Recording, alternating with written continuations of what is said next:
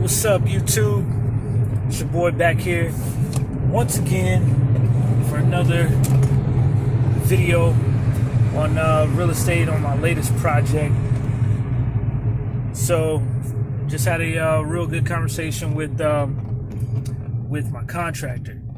Now, contractors, the thing to like to know about them is, you know, they're business owners just like you are. When you're flipping a house, you know, being a real estate investor, you're, you know, on your real estate investor grind, and you're employing these contractors.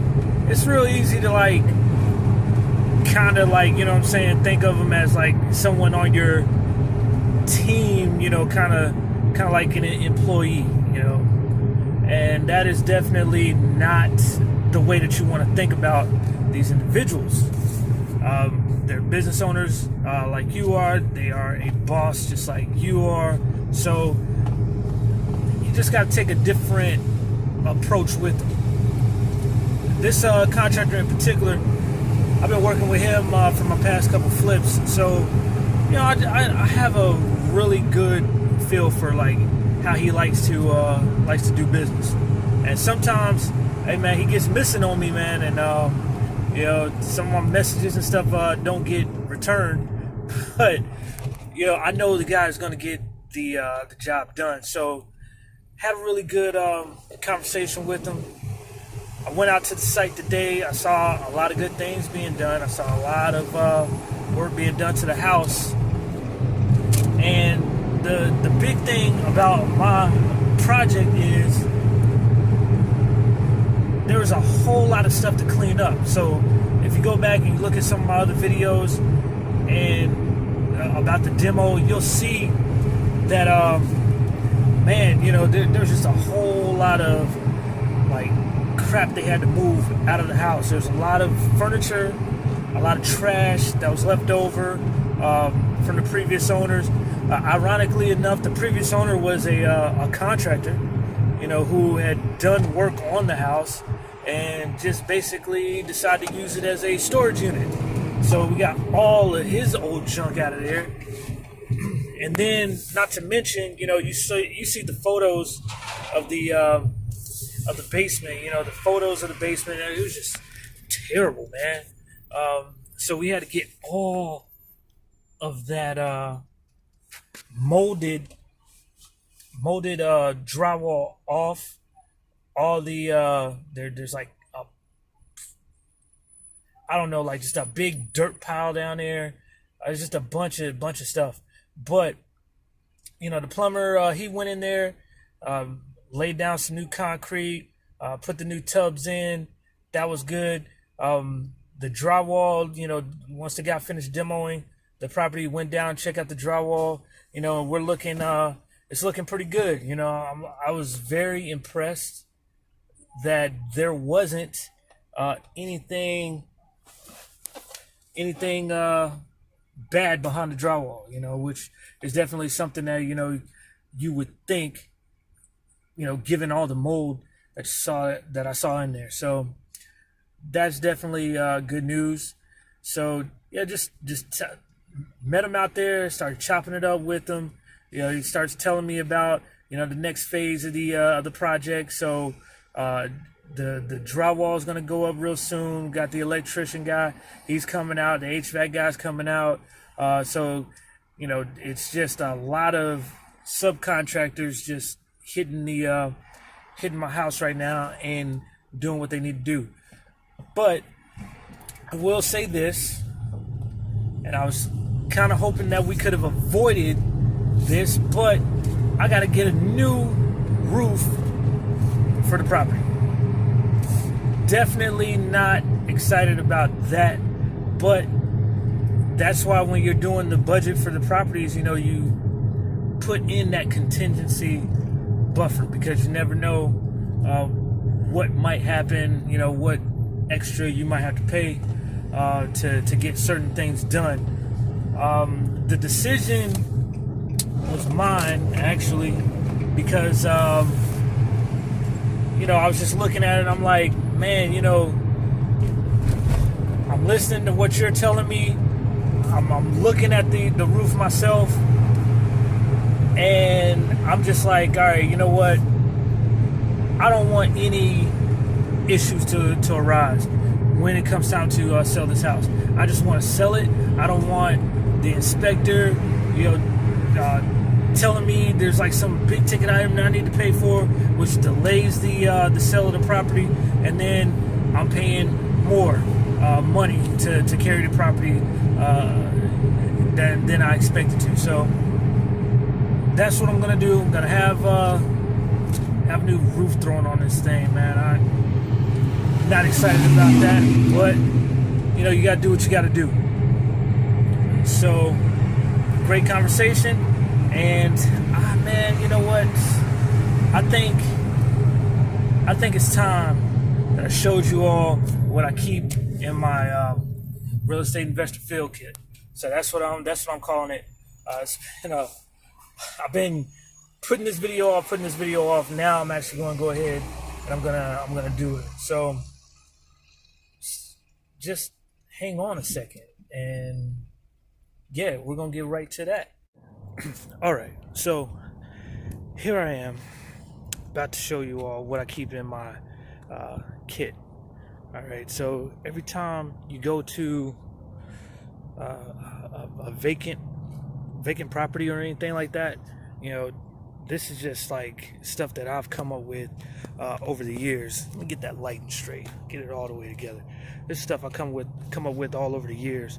I've been going inside these vacant abandoned houses and stuff like that, and starting out early on, it was just like, man, I was just going in there, believe it or not, like new pairs of shoes and a blazer on, and like it was just like, yo, come on now, come on. After a while, it was just like, all right, this is ridiculous. I need to start dressing in clothes that I don't mind getting a little dirty or whatever. Okay, so but then there's also like things that I wish I had when I was going inside these buildings, man, or these houses.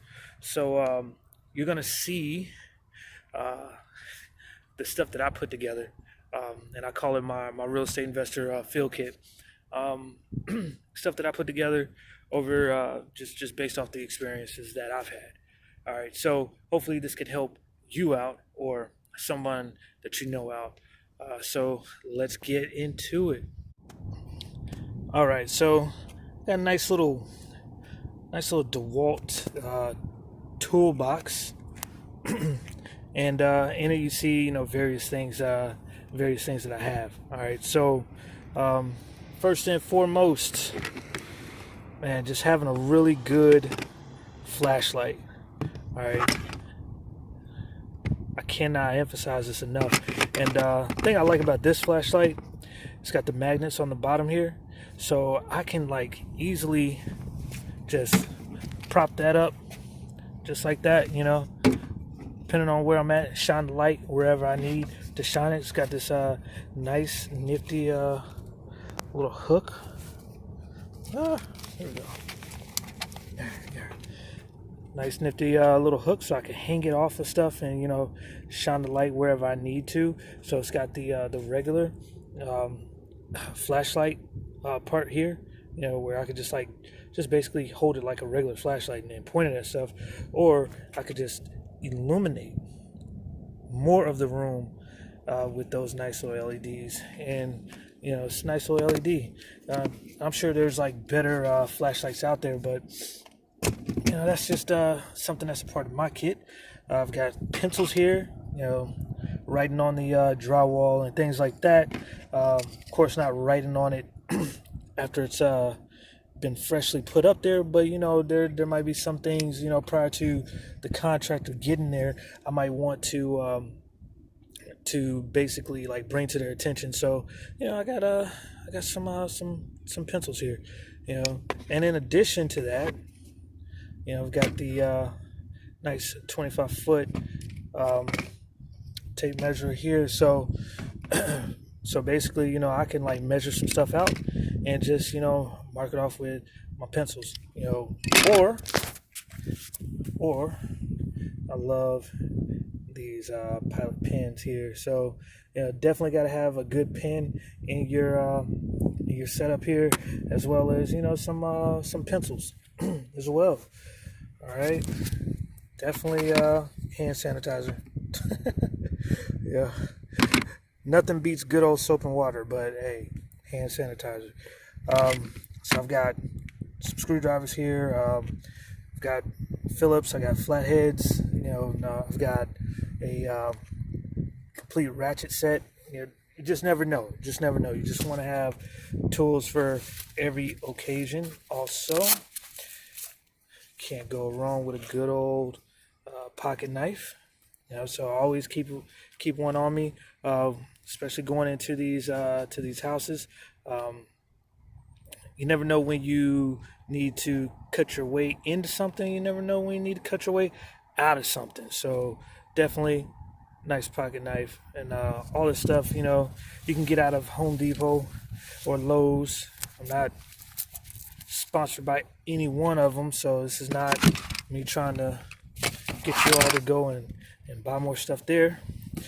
So it's nice painter's tape here. So what I like to use this for is especially like when you're creating a punch list for the contractor. You finish the project up. You go around and you're making a punch list. So this green tape is very easy to see when the contractor comes into the house, and you're telling them, hey, there's certain things I want you to fix. So it might be some blemishes on the wall, that need to be painted over, or cabinets might not sit right. The doors on the cabinets might hang down a little lower, or anything. A spot on the floor that you want them to check out, or anything like that. When I'm creating a punch list, the whole house is covered in these green tape right here. So definitely want to add that to the kit. And duct tape. Duct tape. So hey, never know when you might need duct tape. Taping stuff together, especially like when you first go into to the vacant house or anything like that. You might have just something falling apart. I mean, it could be anything. Like with in the house that I have now, the circuit breaker panel. I could have easily taped that up with that, so that it wouldn't fall. But I decided to remove it and place it on the floor. And you've got these gloves. So I've got two types of nitrile gloves. I got the all-purpose kind right here. The all-purpose kind of nitrile gloves. I like them because they're very durable. They're nice and thick. It's really great to be able to get in there and just like pick up stuff with these. I've also got the thin nitrile gloves here, so I like to keep both style of gloves. I mean, just never know. You just always want to have that readily available. Also got some booties here, okay, or shoe guards. All right, so these are really great for after you've got the floors in and you're pretty much ready to stage the house and put it back on the market. These shoe guards are great for keeping dirt and stuff like that from getting on the floor while you're coming in and checking the property, doing routine checks on the property, or if you're showing the property, so it's always good to have some of these. Even if you're going into vacant houses and you don't want to track all this stuff back to your car, because some of these homes are just like absolutely disgusting. And some of the stuff that's on the floor, you'll walk around, man, and you hop in your car, especially like during the wintertime, and you turn on the heat, and you're just like, yo, what is that smell? And it's like something you may have stepped on in the house. So yeah, definitely add this to the kit. All right. So the respirator mask. As you saw, there was like a lot of mold in this house. So I was able to use these respirator masks. Here's one that I have or used already. So yeah, I was able to use these respirator masks and just stay down in the basement just a little bit longer, just so I can make a really good assessment as to what was going on, get some really good pictures, really good video. So you definitely want to add these because, again, every home that I've gone in, every rehab that I've done, they all have just a really unique smell. Some places I've gone in, they clearly have let the pets run amok, and there's like dog crap and cat crap and urine all over the place. All right, and it just has like a really disgusting smell, and you just don't want to get any of that in there. And then there are places where it's just a whole lot of mold. You don't want to really breathe any of that stuff in. So you just definitely got to get the respirator mask. Now, the thing about these masks right here, they're good for 8 hours of constant use, and after you tear them out the pack and you use them, like let's just say you're in the house for a good 30 minutes, or an hour, or however long you're in the house, and you're grabbing your pictures and video and all that. They are good for 5 calendar days. All right, so yeah, it's not one of these things where you could just leave them be in the car and then use them, like on a regular basis. At some point you're just gonna have to throw them away. And like this one, it's been over 5 days since I used it, so this one I'll have to discard. But yeah, it's interesting fact, just to keep in mind when you're using those respirators. Coveralls. I say again, some of these places are just trashy, man. And even if you're wearing some clothes out there that you can get absolutely dirty, sometimes you just don't want to bring that stuff back to your own house that you live in. So it's nice to just cover it all up and just let whatever is in the house, whatever's gonna set into the to your clothes, set into this, pull this off and trash it. And here's some extra sanitizer and stuff like that. I've got earmuffs here, because sometimes, hey, you'll walk into the site and there might be some heavy drilling going on. For instance, my plumber, when he was clearing out area in the basement for more concrete, he had to basically saw some areas, and he was sawing through concrete that was already there, and it just got really, really loud. So these are definitely good to have in the kit, as well as, let's see, eye protection. Okay, have some good eye protection on deck.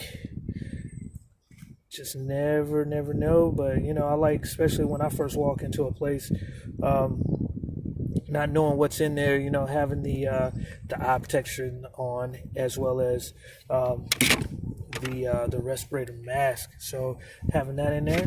Also a nice hard hat. Definitely add that hard hat to your kit. Again, going into some places, you just don't know what you're possibly getting into. Things could fall on your head. Yeah, I mean, I've seen it happen. I've had it happen. For the most part, you can get away with just having like a hat on your head, but I just definitely recommend you wearing something on your head. So there's that. A good old rain jacket. So having a nice rain jacket for those rainy days. Pair of rain boots.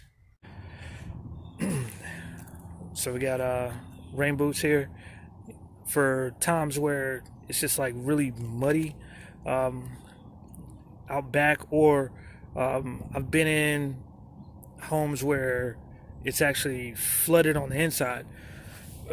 Excuse me, it's flooded on the inside. So I mean, I've seen various stages of flooding, especially like in the basement area. I've seen it where it's just, small little puddle to where it comes up to the ankles, and then I've seen it to where you could practically swim in it. And of course, you wouldn't go down there with it like that. But if there's any type of water just inside the home, or if it's just like really wet outside and it's just muddy and